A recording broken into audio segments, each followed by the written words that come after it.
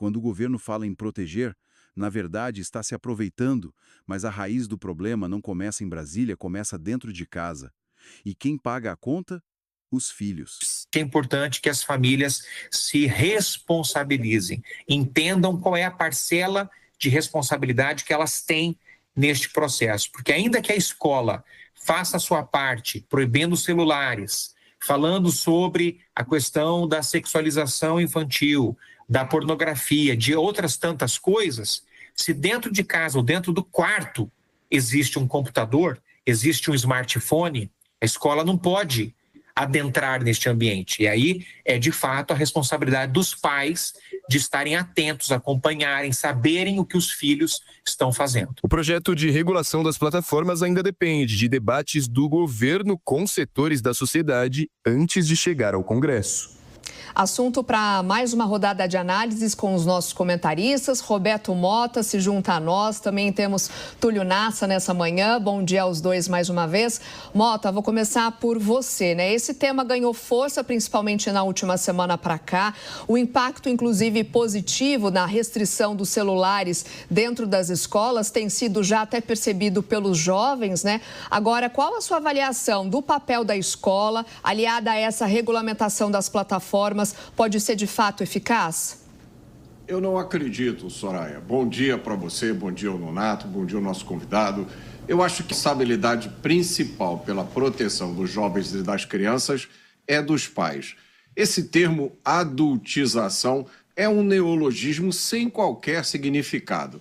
O que está acontecendo é sexualização, aliciamento e crimes sexuais contra menores. Esses comportamentos, esses crimes não são novos.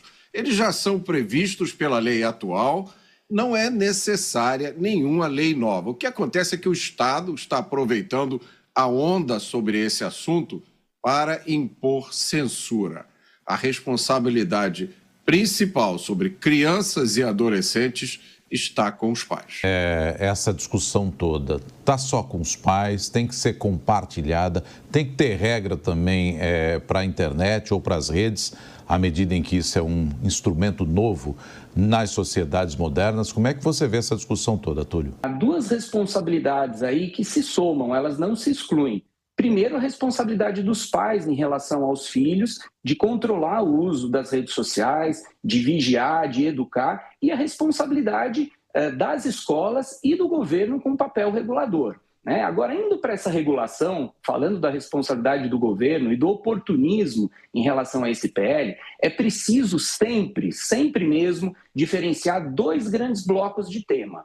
Quais sejam? O primeiro deles diz respeito à regulação das redes para evitar crimes como pedofilia, os crimes contra menores, adolescentes no geral, terrorismo, crime organizado, todas essas questões que são realmente importantes que a sociedade tenha respostas rápidas, né? Muitas vezes o processo judicial não é eficaz pelo tempo, pela demora. Sobre esse aspecto, seria realmente salutar uma regulação, mas essa regulação deveria passar por uma discussão séria, uma discussão técnica e não oportunista. Agora, de outro lado, e aí é que o diabo mora nos detalhes, Nonato, é o seguinte: a pretexto de regular esses crimes, está se querendo regular a liberdade de expressão. Isso é um grande risco, é um grande perigo. Ou seja, aquilo que as pessoas podem ou não falar. Vamos lembrar nos Estados Unidos que isso aconteceu nas últimas eleições. O próprio Mark Zuckerberg, né, dono do Facebook, disse claramente, confessou e disse arrependido de ter feito essa regulação direta e de ter favorecido um determinado grupo eleitoral. Vamos lembrar também que na Rússia, dizer que o conflito com a Ucrânia é guerra leva a 15 anos de prisão. Então, o diabo mora nesse detalhe, qual seja, o da liberdade de expressão. O PL, chamado PL da regulação, deveria se conter nesse aspecto, deveria tratar apenas e tão somente das questões relacionadas à pedofilia, terrorismo e crime organizado. É assim que deve ser feito, Nonato. Agora eu quero ouvir você. A culpa é dos pais, do governo ou dos dois? Comenta aqui embaixo sua opinião, pode virar tema do próximo vídeo.